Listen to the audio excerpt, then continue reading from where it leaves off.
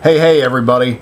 A couple days ago, I saw the new film 42, the Jackie Robinson story. And I enjoyed it. I think I'm going to give it a 7. I think a 7 is fair.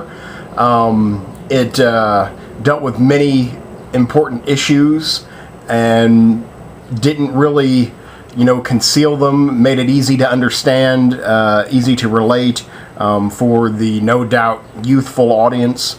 I thought it was, uplifting. I thought it was quality. Maybe a little cartoonish in a way. I don't mean that to sound bad. I'll try and get to that point. But I think a 7 is fair. I mean, it's a good movie. I'd recommend it. It's it's got something important to say. So I think that's the best thing about it. The movie is about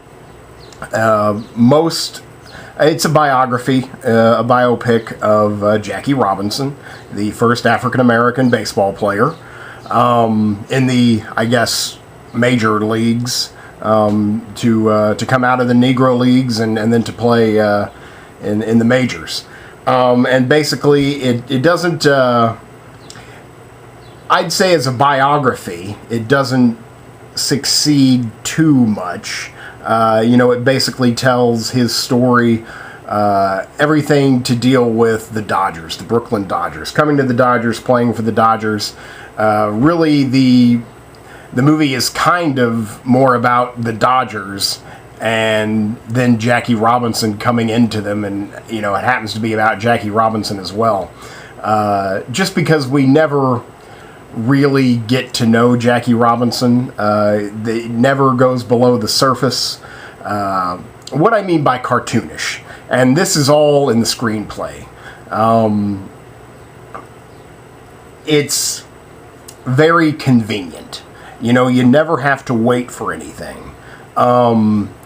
Sometimes it even seems like the laws of physics break down, not in an action sequence, but in, time and what it, takes to build tension and relationships. And it just is convenient. If it needs to happen, it's going to happen.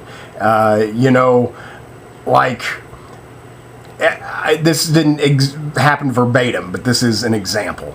He sees the woman of his dreams and, he turns to his buddy and he says, I'm going to marry that girl. And then, boom, we're at their wedding. It's just like, that's it. I'm going to marry that girl. And the next scene, they're on the, they're at the altar. So that's what I mean by convenient. That's what I mean by cartoonish. There's no just like, this needs to happen, this needs to happen, this needs to happen, and this needs to happen to get this story told. So there's definitely no, tension or... I never really felt like I was on a ride of sorts. I've always wanted a great film to be like a roller coaster ride. I never got that, feeling whatsoever. It just came. And a side effect of that is you don't get to know too much about the characters. We see Jackie Robinson meet his wife, his dream girl. We see him marry. We see them have a little struggle. She gives birth. She has his son.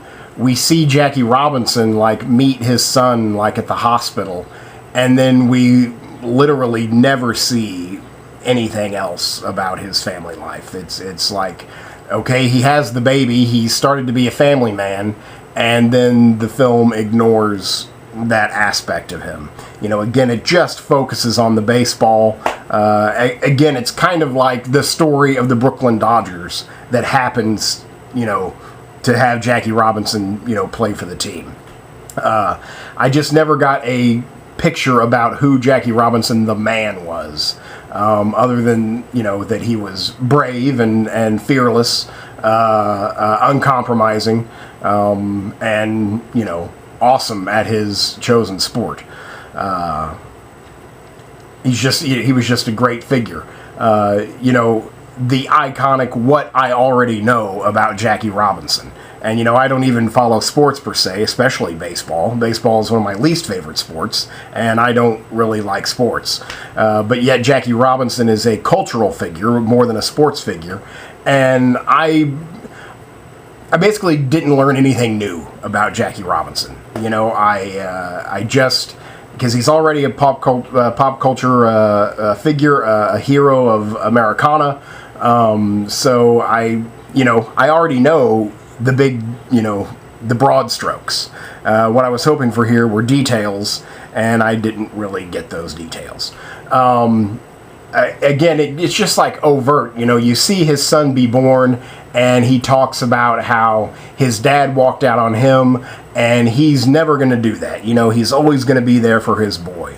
And we never see the boy again. It's like, well, the movie walked out on the boy, you know, and so I'm assuming Jackie Robinson didn't, because the film doesn't provide any sort of information about what happened with his family and what he was like, when he wasn't on the field. There's nothing like what Jackie Robinson was like when he wasn't on the field. So as a biography, I don't think it's a great success. What it succeeds at, and what that cartoonish nature, to get everything rolling, to make everything convenient, is it has an incredibly important message of equality, of tolerance, of how racism is born and carried on. And this film, I believe, is rated PG. It's meant for a young audience. In fact, one of the reasons I went to see this film, or my parents went to see this film, and my parents and I talk about movies, I guess. So my parents went to see this film, and they both loved it. I mean, that's notwithstanding my parents love most everything that they choose to go see. It seems like if I tell my parents to go see a movie, then they'll like, well, it was okay. But if they go to see a movie, it's like, oh, the best movie ever. So, of course, they love the movie. But as they were walking out, while my father was waiting for my mother, she was in the bathroom, and Dad was, just like hanging out in the lobby waiting. He witnessed a father and son come out of the film. A young son that he guesstimated about the age of 10, again around the age of 10, with his father. And the son, like, Dad witnessed this hallmark, heartfelt moment, right there in the theater lobby. And he was like, Dad, why were they so mean to the black people? And, why did they use all that bad words? Why did they hate them so much? And the father was just trying to explain that that's the way people were back then. And then that led to the child asking, well, why were people that way?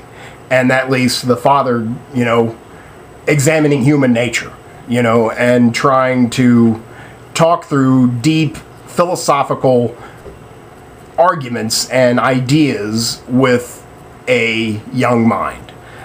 So I think that's the importance of the film. I think that's what makes the film really good, is that a 10-year-old can watch this and get those themes, get how backward the world was just decades ago, not that long ago, how completely back-asswards America was at the time. And if a 10-year-old can go in and understand that, get that, then I think that's a success. That's a success. And that's what it does, and it's what it does very well. It really makes a very important subject easy to access and understand, and then to get people talking about it. And I, again, that's the virtue, the saving grace of the film, is its accessibility and its ease at dealing with, one of America's greatest sins, and making that somewhat accessible and, well, it makes it seem like it can be defeated. It's a very hopeful film. You know, we still struggle with racism today. It's just in a different light. And I think it's very hopeful, and it makes you want to be a better person. You know, it's like it makes you realize, you know, that we are all one. You know, that we're all brothers under the skin. And so really it succeeds at that, and is beyond reproach, I think, for that reason. But again, it's like super convenient.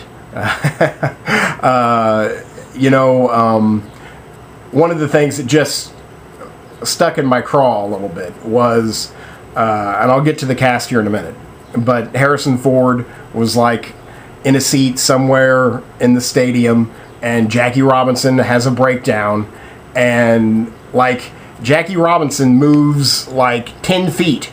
He moves from like the field to the dugout, which is a span of 10 feet, and somehow meets Harrison Ford like right there. So Harrison Ford has transported from the owner's box, you know, at the top of the stadium, to down in the dugout within, you know, milliseconds. So again, it's that breakdown of physics that just kind of was like, you know, come on, guys, you know, just like just make it a tad more realistic, you know, a tad more lifelike. But again, it was a freight train of a film, and it just kept on moving. And again, as long as it got that lesson, you know, into your head, then I think it's a success. All the acting was good. There's a lot of faces in this movie. I'm going to be able to tell you only a few names. Harrison Ford, and I really enjoyed Harrison Ford's performance. We don't really see what I would call like method character work from Harrison Ford. I think this is a new, I think he's really stretching his legs here. Normally Harrison Ford plays, what Harrison Ford is good at. Basically a variation of Han Solo or Indiana Jones. You know, he doesn't really need to do much else other than that, because he's, the best at that. Here he does his best to disappear into a character. He wears wigs, he wears glasses, he might have worn a fat suit. I doubt a man of his age would gain that much weight. But, he does his best to disappear into a character. He does a voice for the entire film. I don't think I've ever heard Harrison Ford do an accent or try and get lost in a voice. Here he does. I'm not going to say that I ever forgot that it was Harrison Ford, but again, I appreciated the effort. I think he's stretching his legs, he's out of his comfort zone, and I think, for an artist that's important, if not necessary. So I really enjoyed that. I thought he did a good job. The fellow who plays Jackie Robinson, I was not familiar with. He did a good job. All the acting is really good. All the acting is really good. The other names, Christopher Maloney from, I guess Law and Order SVU mostly. But whenever I see him, I just think of Wet Hot American Summer. So it's just funny to see him, period. Especially now that he's just known as like this badass. And I just know him as a crazy pervert from Wet Hot American Summer. But, so Christopher Maloney's in it. He has one of the sadly underwritten characters. He's in half the film. We get to like him, and then he just disappears. He's just gone. Let's see. John C. McGinley, who I've gotten to meet and work with. He's perfectly cast as an old-timey game announcer, radio personality. He just has that 1950s radio voice. He's perfectly cast in this film, and he does a great job. John C. McGinley is always intense, and I think he always turns into a great performance, even if the character's not all there. The other name that I know and I want to talk about is Lucas Black. I think that's his name. He's the kid from Sling Blade. He's been working forever. I think he made his debut in Sling Blade. He's the young boy. He's worked steadily ever since. I think he makes interesting choices. I think he's a good actor. He doesn't do tons of movies. He was in something like blockbustery recently, but I can't really recall what that was. Anyway, he's a Missouri boy. I've always supported him just because he's from, and not from a big city in Missouri. He's from the countryside of Missouri. I want to say in the Paris area. I'm not entirely certain. But, he's just a young kid who grew up in the same place I did and left at a much younger age, but has, garnered an extreme, good reputation, and he's a quality actor. So I always enjoy seeing him in films, and I will always support his work, if only because I consider him, a hometown talent. And I think you should support the artists who come from the same place you do. That's just one of my rules. There's a lot of other character actors in this film. I mean, a lot of other character actors, so you're going to recognize a lot of faces, maybe not know so many names, but all the performances are really good. It looks good. It's a period piece. I guess this takes place in the late 40s to early 50s.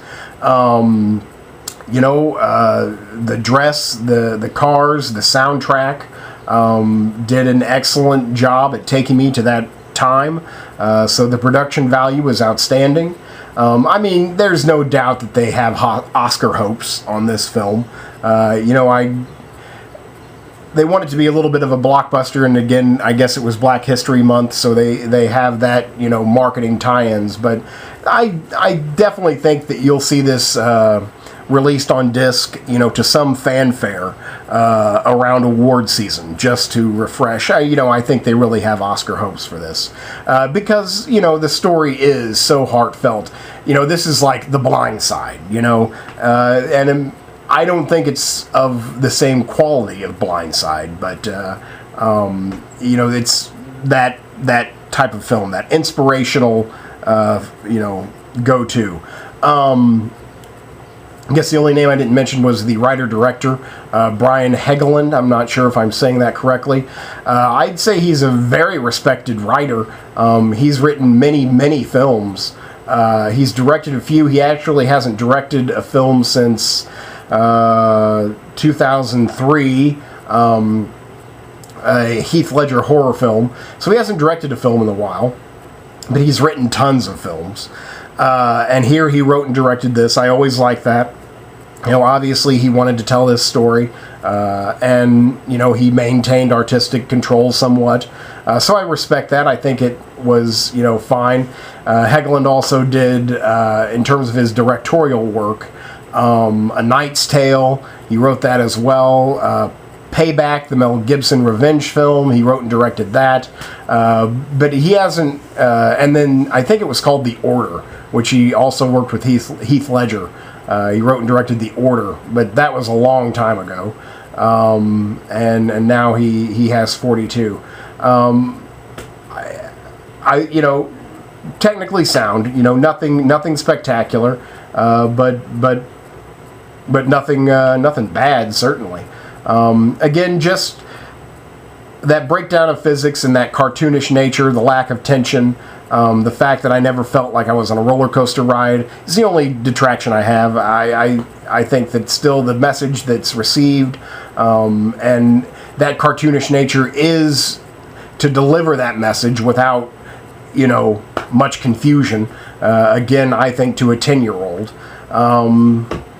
So I thought it was a quality watch, and I would definitely recommend it, especially if you like sports, biography, films like that. It was good. It was a quality watch. Nothing to go crazy over, but I definitely tell you to see it if you haven't seen it. Check it out. And if it's already left your town, rent it when it comes out. It's definitely got a great message that will make you feel wiser if not, you know, knowing that you have to be better. You know, you have to do something about it. You can't be lazy. So there you go. I think that's fair enough. So that's 42, and I give it a solid 7. Thank you much.